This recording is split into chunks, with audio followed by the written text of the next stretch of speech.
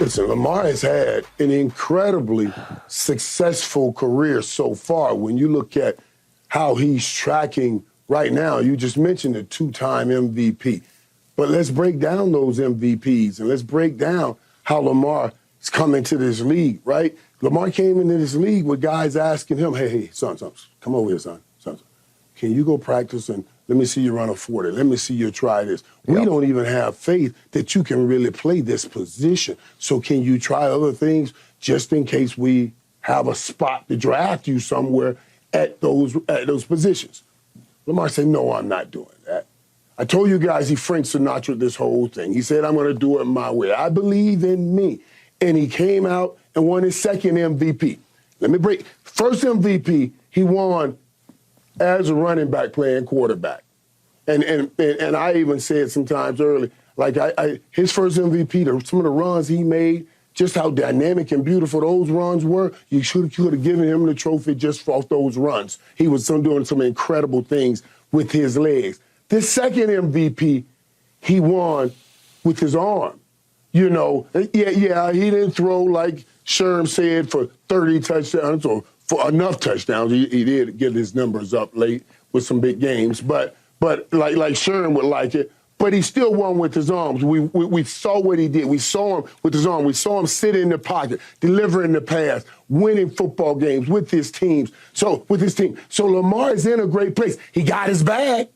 He may have not gotten it all guaranteed, but I guarantee you he'll make it all. Let me say that again. He may not have gotten it all guaranteed, but I guarantee you he'll make it all in another contract after that, because last year told us this when you saw the way he handled his growth, that passing game growth in a new offense. Give him another year in that offense and see what happens. But all in all, it's going to be measured by the tally of Super Bowls. And he's in the same era as Patrick Mahomes. I'm not worried about that playoff record because we got Peyton Manning up in the top ranks of the quarterbacks of all time right now, and he started out with a playoff record like that, and he had a beast in his way too. Just like Lamar Jackson got Patrick Mahomes, Peyton Manning had Tom Brady, but he had a chance. He came from up under that rug and raised his hand and won him a few Super Bowls,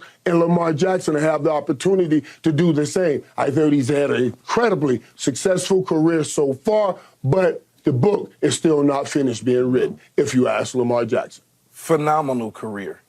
Phenomenal. Over the top, over the moon start to a career. How many quarterbacks, Skip, would love in their first 6 years or so to do what this young man has done? Well, especially during regular seasons, it's impossibly great. Through the regular season, it's the best. You could argue it's the greatest start to a career ever. To be able to even get into the playoffs to start. What we're not going to do, though, is we're not going to start moving the goalposts continuously on Lamar, because that's like Michael said. Why don't you come over here and let us see you run a 40 because we think you might be best suited to do something different. So you start there. Then he becomes the backup to Joe Flacco. He doesn't come in like most number one picks. They come in and they start. Right? Bryce Young, C.J. Stroud, they just start. They just put him in and you're the starting quarterback. He didn't go through that. They had to see that Joe Flacco wasn't it. Switch up the offense, insert him into the lineup. Now they go to the playoffs. They did. Okay? So when you look at that, you say to yourself, that's one goalpost that's moved. That's another goalpost that's moved. Well, he can't win in the playoffs. He won in the playoffs. Well, he can't go to the AFC Championship game. Well, he went to the AFC Championship game. Now, can he get to the Super Bowl? Like Michael mentioned, Peyton Manning. You can just go on and on and on about different quarterbacks that have had to face similar circumstances about their postseason records. We shouldn't do that. We should sit back and look at him in the regular season in particular and say, well, he was the best player on the field. Now, in the playoffs against Kansas City, he wasn't the best player on the field. He just wasn't. And that's one of the main reasons they lost. He knows that. He understands that. And I think he'll make the necessary corrections because he's got all the time in the world, Skip. He's got all the time in the world. But what we like to do is pick certain quarterbacks apart. just certain ones. Because whether it's Dak Prescott or Josh Allen or Joe Burrow or any of them, they don't get the same as Lamar Jackson when it comes to the playoff type negativity. They just don't. Why that is? Well, I've been hard on Dak. Yeah, He's you've been hard on Dak. Yeah. I'm talking about from a national perspective. That's true. The fan base of the Cowboys are going to be hard on everybody if they don't do what Michael and them did. That's just the reality of it. I mean, that's the reality of it. I know. But when you look Simple at as that. I just want to say one thing too before I give it to you, Skip. Yes, sir. He did win the MVP last night, right? Mm-hmm. Oh, okay. Yes. I just want to make sure when you see Sherm in Vegas. I thought about that. No, don't think too hard, Michael, because you're going to run into him. Hey, I just want you to tell him for me. Christian McCaffrey, total. Okay, Lamar Jackson, 493 points. 493, right? I Skip, you went to Vandy, help me with the math. You're really smart. Christian McCaffrey, 147. Is that 147 and 493? Is that co? No. So you would have to have like 493 to 493 for it to be co, right? And Richard contended that they would split it, right? Yeah, Share it. yeah, Did yeah. Christian get one first place vote? One? He got did zero not. in He my got opinion. zero. No, he got zero. From what I'm looking at, he got zero. Yeah, zero, for sure. So I just wanted to bring that up. Okay. And so Richard, you know. You won your bet. Yeah. I was shocked that Richard took that bet because it was a He sucker finished bet. third. He was behind Dak Prescott. Yeah. It was a sucker bet. Hey, Skip, Should have bet in cash. Skip and Key, listen. And so I'm sitting right on the front row, and Lamar's right over here to my right. And I promise, soon as they started talking MVP, my mind came to the show. I said, oh, God, here we go. Because the fire in which Sherm came out. And when I saw Lamar get up to go get that MVP, I said, they're going to eat Sherm up with this right here. Yeah. We'll be all over him. But it was so funny, man. It was funny. But it really was a great night, man. Lamar definitely deserved to win that MVP. He it did. was just an incredible night. Yeah, right. he really did. All right, quick point of order. I predicted Lamar would be a unanimous MVP, and that would have made him obviously the first unanimous, twice unanimous. And yet, one vote he did not get, and it belonged to Aaron Schatz. I worked with Aaron a few times on the old ESPN show. So they have to disclose. Numbers never lie. I don't know. It just got reported. I read it this morning, and Aaron tweeted about it and has written about it. But this is the Richard Sherman argument, and let's be fair to Richard on this. This is what Aaron wrote about why he picked Josh Allen first in his MVP, Dak second, and Lamar third. Aaron wrote, and he's a highly respected analytical football mind. Aaron wrote, there's no question that by nearly every advanced metric you could look at, Josh Allen and Dak Prescott had better seasons than Lamar Jackson. Okay, well, there's one metric. Does one loss record count as a metric? I don't know. But if you look at that and use your eye test, that's a whole nother story. Now, to Richard's argument, you realize that Lamar finished 11th in touchdown passes with 24 and 15th in passing yards to become the first MVP ever to rank outside the top 10 in both those categories. Well, that was Richard. Yep. His defense of his pick of McCaffrey. He said, well, then you're speaking of moving the goalposts. He's saying you're moving them way down the field on this one if Lamar's going to be the MVP, right? We went back and forth about that. Yeah, we went back and forth on that, but okay. Skip. Oh, come on. Why is he the MVP then? If all the metrics are, why did 49 people give him first place votes? 49 out of 50. Yes, because 49 out of 50. What did their eyes tell them? What did they see on Christmas night at San Francisco when Lamar went in there against the best team in the NFC and just cleaned house in their house, right? Yes. Okay, that's all you needed to know. And what I would say about this, now that he's gotten his second MVP, now I want to see him on television, man. I want to see him on commercials. I want to see him out there. Now, I don't know if it's because he doesn't want to do the stuff and doesn't have the necessary team behind him, or the sponsors and the advertisers aren't interested in him. Because I've never seen an MVP not grace covers and be on my television set multiple times. Never have I ever seen an MVP ever, especially a quarterback. This is his second MVP now. His second.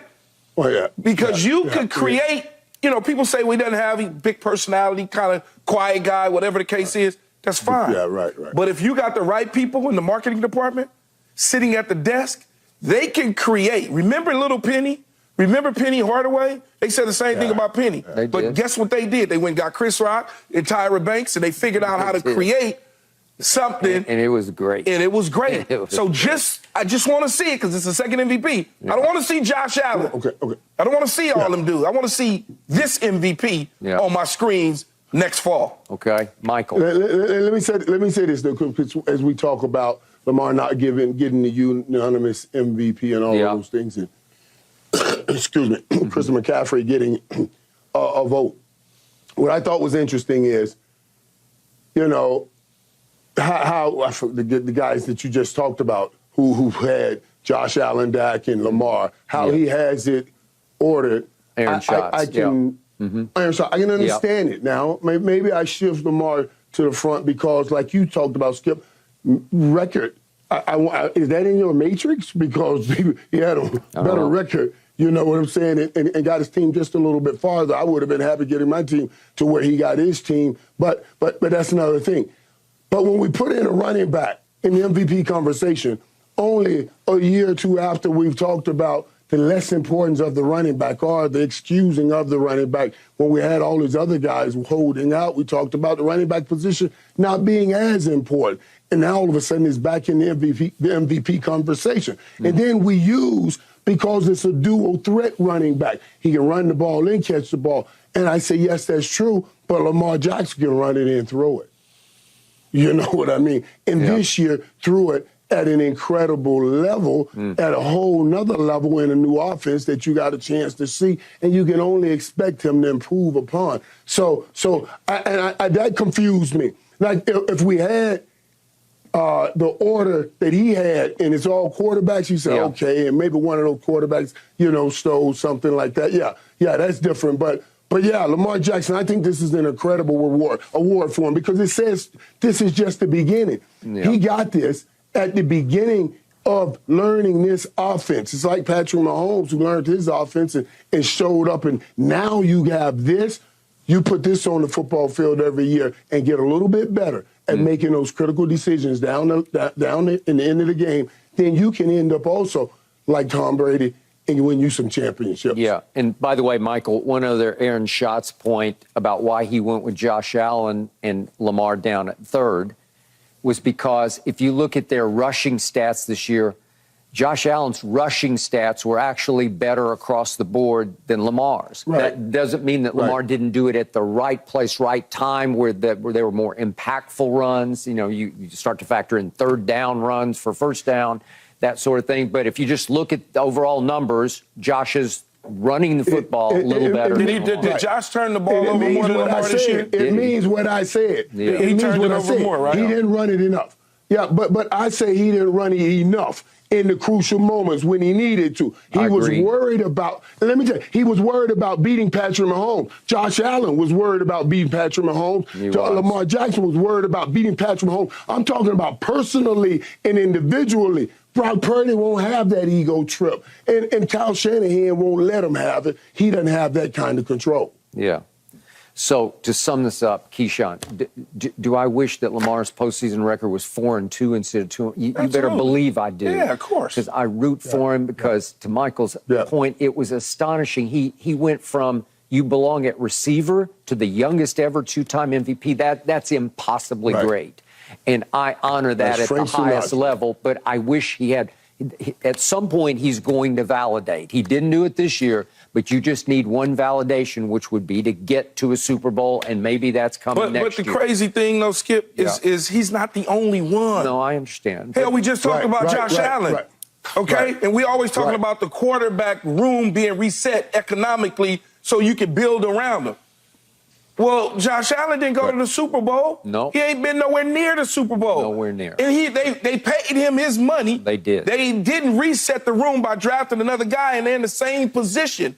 Yeah. But we act as though Lamar isn't getting better and advancing his team each year. True. It's still early in this man's career. Got it. Just because Agreed. Brock Purdy was able to do it faster in a short amount of time doesn't make him Tom Brady. It just doesn't work like that. Thanks for watching, Undisputed fans. Do you want more highlights from the show? Make sure to click that subscribe button for all the exclusive content from Undisputed.